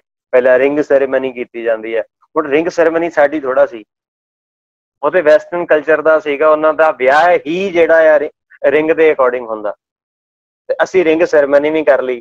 ਹੁਣ ਉਹਨਾਂ ਦਾ ਵਿਆਹ ਜਿਹੜਾ ਆ ਉਹ ਰਿੰਗ ਸੈਰੇਮਨੀ ਮੀਨਸ ਮੈਰਿਜ ਆ, ਉਹਨਾਂ ਦੀ ਰਿੰਗ ਪਾਉਂਦੇ ਨੇ, ਇਟ ਮੀਨਸ ਕਿ they are husband and wife, ਉਹਨਾਂ ਦਾ ਉਹ ਸਿਸਟਮ ਹੈ। ਉਸ ਤੋਂ ਬਾਅਦ ਚ ਚੁੰਨੀ ਚੜਾਵਾ, ਹੁਣ ਚੁੰਨੀ ਚੜਾਵਾ ਜਿਹੜਾ ਸੀਗਾ ਉਹ ਵੀ ਇੱਕ ਵਿਆਹ ਦੀ ਰਸਮ ਸੀ, ਜਿਹੜੀ ਇੱਧਰ ਹੀ ਪੱਛਮ ਵੱਲ ਕੀਤੀ ਜਾਂਦੀ ਹੈ, ਉਹ ਵੀ ਇੱਕ ਵਿਆਹ ਦੀ ਰਸਮ ਸੀ ਚੁੰਨੀ ਚੜਾਵਾ, ਅਸੀਂ ਉਹ ਵੀ ਕਰ ਲਈ, ਕਿਉਂਕਿ ਸ਼ਗਨ ਪਾਉਣ ਜਿਸ ਦਿਨ ਗਏ ਉਸ ਦਿਨ ਅਸੀਂ ਚੁੰਨੀ ਵੀ ਚੜਾਏ। ਹੁਣ ਦੂਜਾ 2 ਵਿਆਹ ਕਰ ਲਏ, ਉਸ ਤੋਂ ਬਾਅਦ ਚ ਲਾਵਾਂ ਕਰ ਲਈਆਂ, 3 ਹੋ ਗਏ, ਤੇ ਉਸ ਤੋਂ ਬਾਅਦ ਚ ਫਿਰ ਵਰਣਮਾਲਾ ਪਾਈ ਜਾਂਦੀ ਹੈ, ਤੇ ਬੜੇ ਖੁਸ਼ ਹੋ ਕੇ ਸਾਡੇ ਸਿੱਖਾਂ ਸਿਰਾਂ ਤੇ ਪੱਗਾਂ ਬੱਧੀਆਂ ਹੋਣਗੀਆਂ, ਪਹਿਲਾਂ 4 ਲਾਵਾਂ ਲੈ ਕੇ ਆਏ ਹੋਣਗੇ, ਗੁਰਦੁਆਰੇ ਅਰਦਾਸ ਕਰਕੇ ਆਏ ਹੋਣਗੇ ਕਿ ਗੁਰੂ ਸਾਹਿਬ ਬੜੀ ਕਿਰਪਾ ਹੋਈ ਹੈ, ਆਨੰਦ ਕਾਰਜ ਹੋ ਗਿਆ, ਤੁਸੀਂ ਬੜੀ ਮਿਹਰ ਕਰਕੇ ਆਨੰਦ ਕਾਰਜ ਕਰਤਾ, ਤੇ ਬਾਅਦ ਚ ਸਟੇਜ ਦੇ ਉੱਤੇ ਪੈ ਕੇ ਫਿਰ ਮਾਲਾ ਪਾ ਰਹੇ ਹੋਣਗੇ ਕਿ ਜਿਹੜੀਆਂ ਲਾਵਾਂ ਲੈ ਕੇ ਆਏ ਉੱਤੇ ਵਿਸ਼ਵਾਸ ਨਹੀਂ, ਜਿਹੜੇ ਗੁਰੂ ਦੇ ਅੱਗੇ ਪਰਿਕਰਮਾ ਕਰਕੇ ਆਏ ਆ, ਜਿਹੜਾ ਹੁਕਮ ਲੈ ਕੇ ਆਏ ਆ, ਜਿਹੜੀ ਅਰਦਾਸ ਕਰਕੇ ਆਏ ਆ, ਕਿ ਉਹ ਨਹੀਂ। ਮੈਂ ਕਈ ਵਾਰ ਹੱਸਦਾ ਹੁੰਦਾ ਕਿ ਜੇ 4 ਲਾਵਾਂ ਨਾਲ ਦੀ ਨਾ ਗੱਲ ਸਮਝ ਆਈ, ਜੇ ਜ਼ਿੰਦਗੀ ਨਹੀਂ ਸਮਝ ਆਈ, ਉਹ ਅਰਦਾਸ ਕਰਕੇ ਹੁਕਮਨਾਮਾ ਸੁਣ ਕੇ ਜੇ ਉੱਥੋਂ ਨਹੀਂ ਨਾ ਸਮਝ ਆਈ, ਤੇ ਵਰਣਮਾਲਾ ਪਾ ਕੇ ਵੀ ਕੋਈ ਬਹੁਤੀ ਸਮਝ ਨਹੀਂ ਆ ਜਾਣੀ, ਪਰ ਅਸੀਂ ਰੀਤੀ ਰਿਵਾਜ ਬਣਾ ਲਏ। ਹੁਣ ਸਿਹਰਾ ਬੰਨਣ ਦੀ ਜਿਹੜੀ ਰਸਮ ਹੈ, ਅੱਜ ਕੱਲ ਪੜ੍ਹੇ ਲਿਖਿਆ ਤੋਂ ਪੜ੍ਹਿਆ ਲਿਖਿਆ ਨੌਜਵਾਨ ਵੀ ਜਿਹੜਾ ਆ ਸਿਹਰਾ ਬੰਨ ਕੇ ਟੁੱਕਦਾ। ਹੁਣ ਸਿਹਰਾ ਕਿਉਂ ਬੰਨਿਆ ਜਾਂਦਾ ਸੀ? 2-4 ਗੱਲਾਂ ਨੇ ਜਿਹੜੀਆਂ ਬੜੀਆਂ ਲੌਜੀਕਲ ਨੇ, ਜੋ ਅਸੀਂ ਅਪਣਾ ਲਈਆਂ ਹੋਈਆਂ। ਹੁਣ ਕੀ ਹੁੰਦਾ ਸੀ ਪੁਰਾਣੇ ਸਮਿਆਂ ਦੇ ਵਿੱਚ, ਤੇ ਕਾਫੀ ਸਿਆਣੀ ਉਮਰ ਦੇ ਲੋਕ ਬੈਠੇ ਨੇ, ਕਿ ਅੱਜ ਕੱਲ ਤੇ ਜਦੋਂ ਰਿਸ਼ਤਾ ਹੁੰਦਾ ਹੈ ਤੇ ਪਹਿਲੀ ਗੱਲ ਤੇ ਲੜਕੀ ਲੜਕਾ ਪਹਿਲਾਂ ਹੀ ਇੱਕ ਦੂਜੇ ਨੂੰ ਜਾਣਦੇ ਹੁੰਦੇ ਆ। ਦੂਸਰੀ ਗੱਲ, ਜਦੋਂ ਰਿਸ਼ਤਾ ਹੁੰਦਾ ਆ ਤੇ ਉਦੋਂ ਹੀ ਲੜਕੀ ਤੇ ਲੜਕੇ ਨੂੰ ਵਿਖਾਇਆ ਜਾਂਦਾ, ਰਿਸ਼ਤੇ ਤੋਂ ਪਹਿਲਾਂ ਵਿਖਾਇਆ ਜਾਂਦਾ ਹੈ ਕਿ ਤੁਸੀਂ ਵੇਖ ਲਓ, ਤੁਸੀਂ ਸੈਟਿਸਫਾਈ ਹੋ। ਜੇ ਲੜਕੀ ਲੜਕਾ ਓਕੇ ਕਰ ਦੇਣ, ਉਸ ਤੋਂ ਪਹਿਲਾਂ ਫੋਟੋਆਂ ਵਿਖਾਈਆਂ ਜਾਂਦੀਆਂ, ਫਿਰ ਲੜਕੀ ਲੜਕੇ ਨੂੰ ਮਿਲਵਾਇਆ ਜਾਂਦਾ ਕਿ ਤੁਸੀਂ ਦੇਖੋ, ਜੇ ਉਹ ਫਾਈਨਲ ਕਰ ਦੇਣ, ਫਿਰ ਉਸ ਤੋਂ ਬਾਅਦ ਫਿਰ ਇੱਕ ਸੈਰੇਮਨੀ ਕੀਤੀ ਜਾਂਦੀ ਹੈ। ਸੈਰੇਮਨੀ ਤੋਂ ਬਾਅਦ ਚ ਅਗਲੀਆਂ ਗੱਲਾਂ, ਤੇ ਉਸ ਤੋਂ ਬਾਅਦ ਚ ਸ਼ਗਨ ਕਰਨ ਤੋਂ ਬਾਅਦ ਚ ਫਿਰ ਸਾਰੀਆਂ ਰਸਮਾਂ ਨਿਭਾਉਣ ਤੋਂ ਬਾਅਦ ਫਿਰ ਵੀ ਜਦੋਂ ਬਰਾਤ ਢੁਕਣੀ ਹੁੰਦੀ ਹੈ ਤੇ ਉਦੋਂ ਫਿਰ ਸਿਹਰਾ ਲਾ ਲਿਆ ਜਾਂਦਾ। ਹੁਣ ਸਿਹਰਾ ਲਾਉਣ ਦੇ ਪਿੱਛੇ ਜੋ ਪੁਰਾਣੇ ਸਮੇਂ ਚ ਕੀ ਸੀਗਾ ਕਿ ਉਦੋਂ ਨਾਈ ਹੁੰਦੇ ਸੀ, ਨਾ ਲੜਕੇ ਵਾਲਿਆਂ ਨੇ ਲੜਕੀ ਵਾਲਿਆਂ ਨੂੰ ਵੇਖਿਆ ਹੁੰਦਾ ਸੀ, ਤੇ ਨਾ ਲੜਕੇ ਵਾਲਿਆਂ ਨੇ ਲੜਕੀ ਨੂੰ ਵੇਖਿਆ ਹੁੰਦਾ ਸੀ। ਤੇ ਉਦੋਂ ਇੱਕ ਇਹ ਹੁੰਦਾ ਸੀਗਾ ਕਿ ਚਲੋ ਪਤਾ ਨਹੀਂ ਕਿੱਦਾਂ ਦਾ ਲੜਕੇ ਦਾ ਚਿਹਰਾ ਮੋਹਰਾ ਹੋਵੇ, ਕਿਉਂਕਿ ਅੱਜ ਕੱਲ ਤਾਂ ਲੋਕ ਮਤਲਬ ਮਟੀਰੀਅਲਿਸਟਿਕ ਅਤੇ ਅੰਦਰ ਦੀ ਸਫਾਈ ਵੱਲ ਧਿਆਨ ਹੀ ਕਿਸੇ ਦਾ ਨਹੀਂ ਹੁੰਦਾ। ਅੱਜ ਕੱਲ ਤੇ ਪਹਿਲਾਂ ਜਦੋਂ ਲੜਕੀ ਨੇ ਵਿਆਹ ਵੀ ਜਾਣਾ ਹੁੰਦਾ ਨਾ, ਤੇ ਉਹਨੂੰ ਫਿਕਰ ਇਹ ਹੁੰਦਾ ਕਿ ਮੈਂ ਸੈਲੂਨ ਕਿਹੜੇ ਜਾਣਾ ਆ, ਮੈਂ ਪਾਰਲਰ ਕਿਹੜੇ ਜਾਣਾ ਆ, ਮੈਂ ਤਿਆਰ ਕਿੱਥੋਂ ਜਾ ਕੇ ਹੋਣਾ। ਸਾਰੇ ਪਰਿਵਾਰ ਨੂੰ ਫਿਕਰ ਪਿਆ ਹੁੰਦਾ ਕਿ ਇਹਨੂੰ ਛੱਡ ਕੇ ਕਹਿੰਦੇ ਆਉਣਾ ਪਾਰਲਰ, ਇਹਨੂੰ ਲੈ ਕੇ ਕਹਿੰਦੇ ਆਉਣਾ ਆ ਪਾਰਲਰ। ਇਹ ਤੇ ਫਿਕਰ ਹੁੰਦਾ ਹੈ ਸਾਡਾ, ਪਰ ਇਸ ਚੀਜ਼ ਤੇ ਫਿਕਰ ਨਹੀਂ ਹੁੰਦਾ ਕਿ ਕਿੰਨਾ ਚੰਗਾ ਹੋਵੇ ਕਿ ਜਿਹੜੀਆਂ ਲਾਵਾਂ, ਜਿਹੜਾ ਆਨੰਦ ਕਾਰਜ ਅੱਜ ਹੋਣਾ, ਤੇ ਉਹਦੇ ਉੱਤੇ ਬੈਠ ਕੇ ਡਿਸਕਸ਼ਨ ਹੋਵੇ, ਨਹੀਂ ਕੀਤੇ ਜਾਂਦੇ। ਧਿਆਨ ਕਿਸੇ ਹੋਰ ਪਾਸੇ ਜਿਹੜਾ ਆ ਉਹ ਡਾਇਵਰਟ ਕੀਤਾ ਜਾਂਦਾ ਜਾਂ ਉਧਰ ਅਸੀਂ ਹੁੰਦੇ ਹਾਂ। ਹੁਣ ਜਿਹੜੀ ਮੈਂ ਗੱਲ ਕਰਨ ਲੱਗਾ ਸੀਗਾ ਕਿ ਅੱਜ ਕੱਲ ਤਾਂ ਪਹਿਲਾਂ ਹੀ ਵੇਖਿਆ ਹੁੰਦਾ ਹੈ, ਫਿਰ ਫੋਨ ਤੇ ਹੁੰਦੀਆਂ ਆ, ਅੱਜ ਕੱਲ ਵੀਡੀਓ ਕਾਲਸ ਵੀ ਹੁੰਦੀਆਂ ਨੇ, ਸਭ ਕੁਝ। ਫਿਰ ਸਿਹਰਾ ਲਾ ਕੇ ਟੁਕਣਾ, ਸਿਹਰਾ ਇਸ ਕਰਕੇ ਲਾਇਆ ਜਾਂਦਾ ਸੀ ਕਿ ਲੜਕੀ ਵਾਲਿਆਂ ਨੇ ਲੜਕਾ ਪਹਿਲਾਂ ਵੇਖਿਆ ਨਹੀਂ ਸੀ ਹੁੰਦਾ, ਤੇ ਬਾਈ ਚਾਂਸ ਲੜਕੇ ਦਾ ਰੰਗ ਕਾਲਾ ਆ, ਕਿਤੇ ਕੋਈ ਨਿਸ਼ਾਨ ਹੈ ਕਿਤੇ ਚਿਹਰੇ ਦੇ ਉੱਤੇ, ਕਿਤੇ ਕੋਈ ਅੱਖ 'ਚ ਪ੍ਰੋਬਲਮ ਹੈ, ਕਿਤੇ ਕੋਈ XYZ ਜੇ ਕੋਈ ਪ੍ਰੋਬਲਮ ਹੈ, ਤੇ ਅਚਾਨਕ ਢੁਕਾ ਹੁੰਦਿਆਂ ਕੋਈ ਪ੍ਰੋਬਲਮ ਨਾ ਹੋਵੇ, ਇਸ ਕਰਕੇ ਸਿਹਰਾ ਲਾ ਕੇ ਢੁਕਾ ਕੀਤਾ ਜਾਂਦਾ ਸੀਗਾ, ਤਾਂ ਕਿ ਅਚਾਨਕ ਜਾਂਦੇ ਕੋਈ ਗੱਲਬਾਤ ਨਾ ਹੋਵੇ, ਇੱਕ ਵਾਰ ਢੁਕਾ ਹੋ ਜਾਏ, ਉੱਥੇ ਬੈਠ ਕੇ ਗੱਲਬਾਤ ਕਰ ਲਈ ਜਾਏ, ਤੇ ਉਸ ਤੋਂ ਬਾਅਦ ਚ ਜਿਹੜਾ ਵੀ ਹੋਵੇ। ਲੜਕੀਆਂ ਜਿਹੜੀਆਂ ਘੁੰਡ ਕੱਢਦੀਆਂ ਸੀ ਉਹਦੇ ਪਿੱਛੇ ਵੀ ਏਦਾਂ ਹੀ ਸੀ, ਉਹ ਵੀ ਰਸਮ ਇਹੀ ਸੀ। ਚਲੋ ਲੜਕੀਆਂ ਨੇ ਘੁੰਡ ਕੱਢਣਾ ਛੱਡ ਦਿੱਤਾ, ਪਰ ਸਿਹਰੇ ਦੀ ਰਸਮ ਜਿਹੜੀ ਆ ਉੱਤੇ ਦੀ ਉੱਤੇ ਖਲੋਤੀ ਹੋਈ ਹੈ। ਖੈਰ, ਇਹਦੇ ਨਾਲ ਹੋਰ ਵੀ ਬੜੀਆਂ ਚੀਜ਼ਾਂ ਨੇ, ਮੈਂ ਉਧਰ ਨਾ ਜਾਵਾਂ, ਸਮਾਂ ਕਾਫੀ ਹੁੰਦਾ ਜਾ ਰਿਹਾ। ਸੋ ਅਗਲੀ ਗੱਲ ਜਿਹੜੀ ਮੈਂ ਕਰਨ ਲੱਗਾ ਸੀਗਾ, ਇੱਕ ਸਿਹਰਾ, ਇੱਕ ਕਿਰਪਾਨ ਜਿਹੜੀ ਹੈ ਉਹ ਹੱਥ 'ਚ ਫੜੀ ਜਾਂਦੀ ਹੈ। ਅੱਜ ਨਾਮ ਹੀ ਫੜੀ ਜਾਵੇ ਨਾ, ਕੋਈ ਮੈਨੂੰ ਲੱਗਦਾ ਕੋਈ ਫਰਕ ਹੈਗਾ। ਉਹ ਉਸ ਵਕਤ ਦੀ ਸੀ ਕਿ ਜਿਸ ਵਕਤ ਧਾੜਵੀ ਲੋਕ ਹੁੰਦੇ ਸੀ, ਨੁਕਸਾਨ ਕਰ ਦਿੰਦੇ ਸੀ, ਉਦੋਂ ਤਲਵਾਰ ਹੱਥ 'ਚ ਫੜੀ ਜਾਂਦੀ ਸੀ ਤਾਂ ਕਿ ਕੋਈ ਨੁਕਸਾਨ ਨਾ ਕਰ ਦੇਵੇ। ਜੇ ਬਾਈ ਚਾਂਸ ਉਦੋਂ ਡੋਲੇ ਲੁੱਟ ਲਏ ਜਾਂਦੇ ਸੀਗੇ, ਉਦੋਂ ਵਿਆਹਣ ਗਏ ਜਿਹੜੇ ਹੁੰਦੇ ਸੀਗੇ ਬਰਾਤਾਂ ਨੂੰ ਜਿਹੜਾ ਲੁੱਟ ਲਿਆ ਜਾਂਦਾ ਸੀਗਾ, ਤੇ ਕਈ ਵਾਰ ਵਿਆਹ ਤੋਂ ਆਉਂਦਿਆਂ ਨੂੰ ਲੁੱਟ ਲਿਆ ਜਾਂਦਾ ਸੀ। ਬੜੀਆਂ ਇਤਿਹਾਸਕ ਘਟਨਾਵਾਂ ਆਉਂਦੀਆਂ ਨੇ। ਇੱਕ ਬੀਬੀ ਸ਼ਰਨ ਕੌਰ ਜੀ ਹੋਏ ਨੇ ਇਤਿਹਾਸ ਦੇ ਵਿੱਚ, ਜਿਨ੍ਹਾਂ ਨੇ ਹਰੀ ਲਾਹੌਰ ਜਾ ਕੇ ਦਿੱਤੀ ਸੀ ਜਦੋਂ ਜਮਰੌਨ ਦੇ ਕਿਲੇ ਨੂੰ ਘੇਰਾ ਪੈ ਰਿਹਾ। ਉਹ ਬੀਬੀ ਸ਼ਰਨੀ ਸੀ, ਸ਼ਰਨੀ ਨਾਮ ਸੀ ਉਹਦਾ, ਤੇ ਉਹ ਵੀ ਜਦੋਂ ਵਿਆਹ ਕੇ ਆ ਰਹੀ ਸੀ ਤੇ ਉਹਦਾ ਡੋਲਾ ਲੁੱਟਿਆ ਗਿਆ ਸੀਗਾ। ਡੋਲਾ ਲੁੱਟ ਕੇ ਲੈ ਗਏ ਸੀ, ਉਹਦਾ ਪਤੀ ਵੀ ਭੱਜ ਗਿਆ, ਸਾਰਾ ਪਰਿਵਾਰ ਭੱਜ ਗਿਆ, ਤੇ ਉਹ ਬਾਅਦ ਚ ਸਿੱਖਾਂ ਨੇ ਉਹ ਡੋਲਾ ਛਡਾ ਕੇ ਲਿਆਂਦਾ। ਤੇ ਜਦੋਂ ਉਹਨੂੰ ਸ਼ਰਨ ਕੌਰ ਨੂੰ ਛਡਾ ਕੇ ਲਿਆਏ ਤੇ ਉਹਨੂੰ ਕਹਿੰਦੇ ਕਿ ਤੈਨੂੰ ਸਹੁਰੇ ਘਰ ਛੱਡ ਕੇ ਆਉਣੇ, ਤੇ ਉਹ ਕਹਿੰਦੀ ਕਿ ਨਹੀਂ, ਜਿਹੜੇ ਮੁਸੀਬਤ ਵੇਲੇ ਮੈਨੂੰ ਛੱਡ ਕੇ ਚਲੇ ਗਏ ਆ ਉਹ ਮੇਰੇ ਕੁਛ ਨਹੀਂ ਲੱਗਦੇ, ਤੇ ਇਸ ਕਰਕੇ ਅੱਜ ਤੋਂ ਬਾਅਦ ਚ ਮੈਂ ਤੁਹਾਨੂੰ ਆਪਣਾ ਭਰਾ ਬਣਾਉਣੀ ਹੈ, ਤੁਸੀਂ ਮੈਨੂੰ ਆਪਣੇ ਨਾਲ ਰੱਖੋ। ਤੇ ਉਹ ਬੀਬੀ ਸ਼ਰਨ ਕੌਰ ਜਿਹੜੀ ਹੈ ਸਿੱਖਾਂ ਦੇ ਨਾਲ ਭੈਣ ਬਣ ਕੇ ਰਹੀ, ਤੇ ਉਹਨੇ ਬੜੀਆਂ ਜ਼ਿੰਮੇਵਾਰੀਆਂ ਨਿਭਾਈਆਂ। ਤੇ ਜਮਰੌਨ ਦੇ ਕਿਲੇ ਦੇ ਵਿੱਚ ਜਦੋਂ ਐਡੀ ਵੱਡੀ ਮੁਸ਼ਕਿਲ ਬਣੀ, ਤੇ ਉਹਨੇ ਜਾ ਕੇ ਖਬਰ ਜਿਹੜੀ ਹੈ ਉੱਥੇ ਲਾਹੌਰ ਚ ਹਰੀ ਸਿੰਘ ਨਲਵੇ ਨੂੰ ਦਿੱਤੀ ਸੀ, ਭੇਸ਼ ਬਦਲ ਕੇ ਗਈ ਸੀ। ਖੈਰ, ਮੇਰਾ ਵਿਸ਼ਾ, ਉਸ ਵਕਤ ਲੋੜ ਸੀ ਤਲਵਾਰਾਂ ਫੜਨ ਦੀ, ਹਥਿਆਰ ਫੜਨ ਦੀ, ਅੱਜ ਕੋਈ ਜ਼ਰੂਰਤ ਨਹੀਂ ਹੈ, ਪਰ ਉਹ ਵੀ ਇੱਕ ਰਿਚੁਅਲ ਸਾਡੇ ਨਾਲ ਜੁੜ ਗਿਆ ਹੋਇਆ ਕਿ ਉੱਥੇ ਅਸੀਂ ਲੈ ਕੇ ਜਾਂਦੇ ਹਾਂ। ਫਿਰ ਇੱਕ ਤੇਲ ਚੋਣ ਦੀ ਰਸਮ ਆ ਗਈ ਕਿ ਤੇਲ ਚੋਇਆ ਹੀ ਜਾਣਾ ਆ। ਹੁਣ ਤੇਲ ਚੋਣ ਦੇ ਪਿੱਛੇ ਰਸਮ ਕੀ ਸੀਗਾ ਕਿ ਉਹਨਾਂ ਦਿਨਾਂ ਦੇ ਵਿੱਚ, ਪੁਰਾਣੇ ਸਮੇਂ ਦੇ ਵਿੱਚ, ਲੱਕੜ ਦੇ ਦਰਵਾਜ਼ੇ, ਅੱਜ ਕੱਲ ਤੇ ਸਾਡੇ ਦਰਵਾਜ਼ੇ ਰਿਮੋਟ ਤੇ ਹੈਗੇ ਨੇ, ਜੇ ਰਿਮੋਟ ਤੇ ਕਿਸੇ ਦੇ ਨਹੀਂ ਹੈਗੇ ਤੇ ਵੈਸੇ ਬੜੇ ਸੋਹਣੇ ਦਰਵਾਜ਼ੇ ਖੁੱਲ ਜਾਂਦੇ ਨੇ, ਉੱਤੇ ਪ੍ਰੋਬਲਮ ਕੋਈ ਨਹੀਂ। ਪੁਰਾਣੇ ਸਮਿਆਂ ਦੇ ਵਿੱਚ ਲੱਕੜ ਦੇ ਦਰਵਾਜ਼ੇ ਹੁੰਦੇ ਸੀ, ਤੇ ਲੱਕੜ ਦੇ ਦਰਵਾਜ਼ੇ ਜਦੋਂ ਖੁੱਲਦੇ ਤੇ ਬੰਦ ਹੁੰਦੇ ਸੀ, ਉਹ ਚੂੰ ਚੂੰ ਕਰਦੇ ਸੀ, ਆਵਾਜ਼ ਆਉਂਦੀ ਹੁੰਦੀ ਸੀ, ਤੇ ਲੋਕ ਸੋਚਦੇ ਸੀ ਕਿ ਅੱਜ ਨਵੇਂ ਰਿਸ਼ਤੇਦਾਰਾਂ ਨੇ ਆਣਾ ਆ, ਸਾਡੇ ਮਹਿਮਾਨਾਂ ਨੇ ਆਣਾ, ਤੇ ਇਹ ਸ਼ੋਰ ਸ਼ਰਾਬਾ ਨਾ ਹੋਵੇ, ਆਵਾਜ਼, ਦਰਵਾਜ਼ੇ ਆਵਾਜ਼ ਕਰਦੇ ਚੰਗੇ ਨਹੀਂ ਲੱਗਦੇ। ਅੱਜ ਵੀ ਸਾਡੇ ਜਦੋਂ ਐਲੂਮੀਨੀਅਮ ਦੇ ਕਈ ਦਰਵਾਜ਼ੇ ਲੱਗੇ ਹੁੰਦੇ ਆ ਜਿੱਥੇ ਕਬਜੇ ਲੱਗੇ ਹੁੰਦੇ, ਤੇ ਉਹ ਆਵਾਜ਼ ਕਰਨ ਲੱਗ ਪੈਂਦੇ, ਆਪਾਂ ਤੇਲ ਪਾਉਨੇ ਕਿ ਆਵਾਜ਼ ਕਰਨੋਂ ਹਟ ਜਾਣ। ਪੁਰਾਣੇ ਸਮਿਆਂ ਦੇ ਵਿੱਚ ਲੱਕੜ ਦੀਆਂ ਚੂੜਾਂ ਹੁੰਦੀਆਂ ਸੀ, ਲੱਕੜ ਦੇ ਦਰਵਾਜ਼ੇ ਹੁੰਦੇ ਸੀ, ਤੇ ਇਸ ਕਰਕੇ ਉੱਥੇ ਤੇਲ ਪਾਇਆ ਜਾਂਦਾ ਸੀਗਾ। ਤੇ ਅੱਜ ਰਸਮ ਬਣ ਗਈ ਹੈ ਕਿ ਸੋਹਣਾ ਘਰ ਹੁੰਦਾ, ਆਟੋਮੈਟਿਕ ਗੇਟ ਹੁੰਦਾ, ਤੇ ਉਹਦੇ ਉੱਤੇ ਵੀ ਤੇਲ ਜਿਹੜਾ ਆ ਚੋ ਕੇ ਅੱਗੇ ਕੱਢਿਆ ਜਾਂਦਾ। ਇਹ ਵੀ ਇੱਕ ਇਹੋ ਜਿਹੀਆਂ ਬੜੀਆਂ ਰਿਚੁਅਲਸ ਜਿਹੜੀਆਂ ਨੇ ਉਹ ਸਾਡੇ ਨਾਲ ਜੁੜਦੀਆਂ ਗਈਆਂ, ਜਿਨ੍ਹਾਂ ਦਾ ਗੁਰਮਤ ਦੇ ਨਾਲ ਕੋਈ ਵੀ ਸੰਦਰਭ ਨਹੀਂ, ਕੋਈ ਸਬੰਧ ਨਹੀਂ ਹੈ, ਤੇ ਇਹਨੂੰ ਗੁਰਮਤ ਦੇ ਸੰਦਰਭ ਦੇ ਵਿੱਚ ਬਿਲਕੁਲ ਸਾਨੂੰ ਜਿਹੜਾ ਆ ਛੱਡ ਦੇਣਾ ਚਾਹੀਦਾ। ਤੇ ਉਸੇ ਰਹਿਤ ਮਰਿਆਦਾ ਚ ਲਿਖਿਆ ਕਿ ਵਿਆਹ ਸ਼ਾਦੀ ਦੇ ਉੱਤੇ ਐਗਜ਼ੈਕਟ ਵਰਡਿੰਗ ਜਿਹੜੀ ਲਿਖੀ ਹੈ, ਮੈਂ ਬਾਅਦ ਚ ਗਰੁੱਪ ਚ ਵੀ ਪੋਸਟ ਕਰ ਦੇਵਾਂਗਾ, ਤੁਸੀਂ ਉੱਥੇ ਵੀ ਸੁਣ ਲਿਓ। ਉਹਦੇ ਵਿੱਚ ਐਗਜ਼ੈਕਟ ਲਿਖਿਆ ਹੋਇਆ ਹੈ ਕਿ ਨਸ਼ੇ ਦੀ ਵਰਤੋਂ ਅਤੇ ਵੇਸ਼ਵਾ ਦਾ ਨਾਚ ਜਿਹੜਾ ਆ ਉਹ ਵਿਆਹਾਂ ਸ਼ਾਦੀਆਂ ਦੇ ਉੱਤੇ ਨਾ ਕਰਾਇਆ ਜਾਏ। ਪਰ ਸਾਡੇ ਵਿਆਹ ਬਿਨਾਂ ਡੀਜੇ ਦੇ ਉੱਤੋਂ ਸਾਨੂੰ ਲੱਗਦਾ ਕਿ ਜੇ ਡੀਜੇ ਨਹੀਂ ਲੱਗਿਆ ਤੇ ਇਹਦਾ ਮਤਲਬ ਸਾਡਾ ਵਿਆਹ ਮੁਕੰਮਲ ਨਹੀਂ ਹੋਇਆ। ਇਹ ਸਾਰੀਆਂ ਚੀਜ਼ਾਂ ਜਿਹੜੀਆਂ ਨੇ ਇਹਨਾਂ ਦੇ ਉੱਤੇ ਗੁਰਮਤ ਦੇ ਲੜਕੀ ਤੇ ਲੜਕੇ ਵਾਲੇ ਪਰਿਵਾਰ ਜੁੜਨ, ਬੈਠਣ, ਜਿਹੜਾ ਦਿਨ ਉਹਨਾਂ ਨੂੰ ਠੀਕ ਲੱਗੇ ਦੋਵਾਂ ਪਰਿਵਾਰਾਂ ਨੂੰ ਮਿਲ ਕੇ ਫੈਸਲਾ ਕਰ ਲੈਣ, ਵਿਆਹ ਕਰਕੇ ਲੜਕੀ ਤੇ ਲੜਕਾ ਘਰੇ ਆ ਜਾਣ। ਉਹਦੇ ਵਿੱਚ ਕੋਈ ਢੋਲ ਢਮੱਕੇ ਦੀ, ਕੋਈ ਕਿਸੇ ਚੀਜ਼ ਦੀ ਜਿਹੜੀ ਹੈ ਉਹ ਜ਼ਰੂਰਤ ਨਹੀਂ ਹੈ।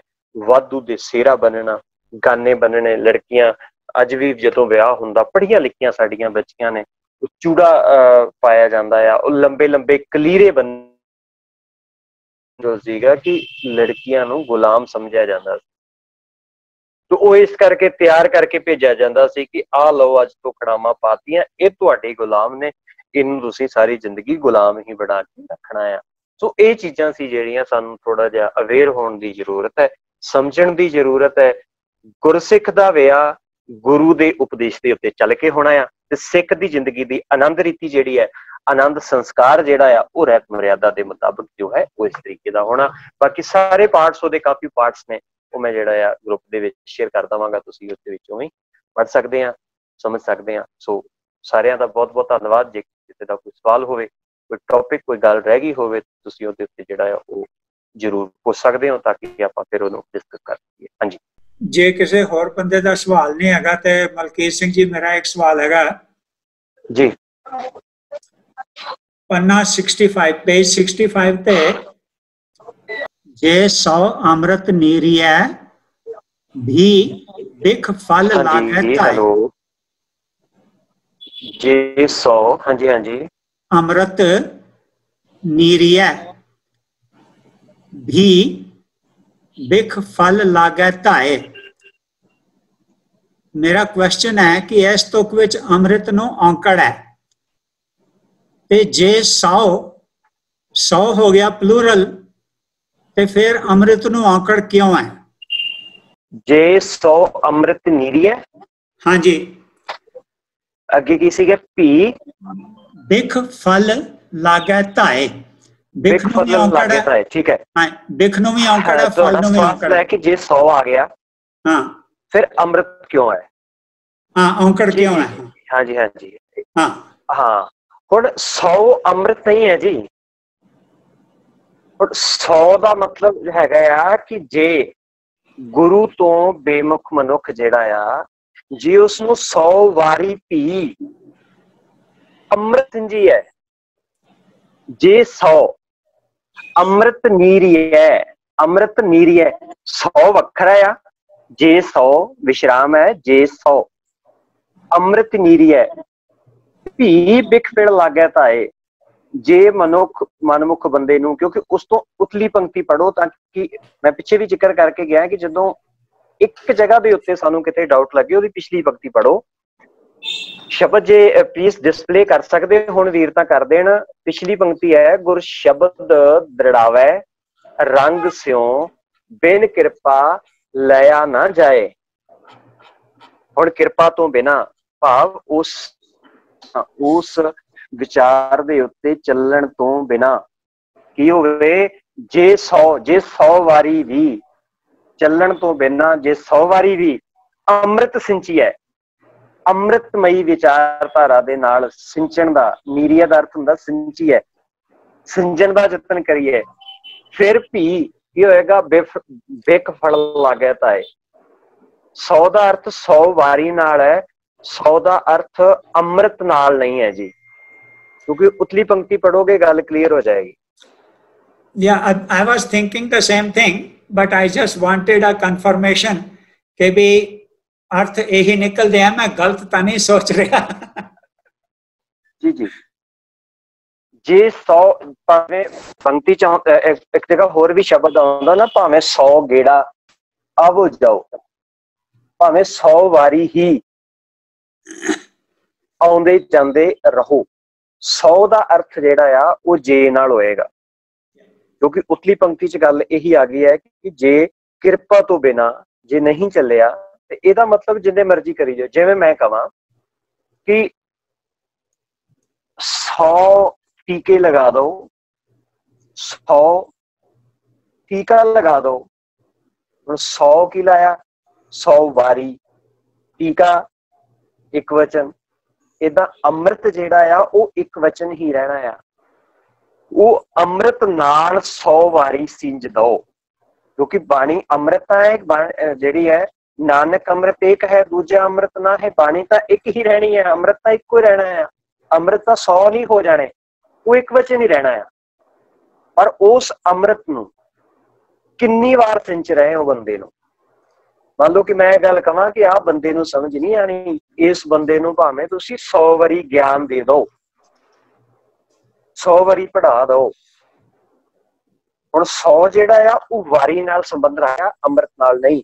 अमृत जेड़ा आ वो अगली गल नाल, अमृत सिंचिए नाल है, इस करके उहदे तत्ते नूं वेचे औंकड़ लग्या होया है जी। क्लीयर है जी? ਸਾਰਿਆਂ ਨੂੰ ਗੁਰਫਤਿਹ ਜੀ। ਵਾਹਿਗੁਰੂ ਜੀ ਕਾ ਖਾਲਸਾ, ਵਾਹਿਗੁਰੂ ਜੀ ਕੀ ਫਤਿਹ। ਵਾਹਿਗੁਰੂ ਜੀ ਕੀ ਫਤਿਹ। ਬੋਲੇ ਸੋ ਨਿਹਾਲ, ਸਤਿ ਸ੍ਰੀ ਅਕਾਲ। ਠੀਕ ਹੈ ਜੀ, ਅਗਲੇ ਸੈਸ਼ਨ ਤੱਕ ਸਾਰਿਆਂ ਨੂੰ ਸਤਿ ਸ਼੍ਰੀ ਅਕਾਲ, ਗੁਰਫਤਿਹ।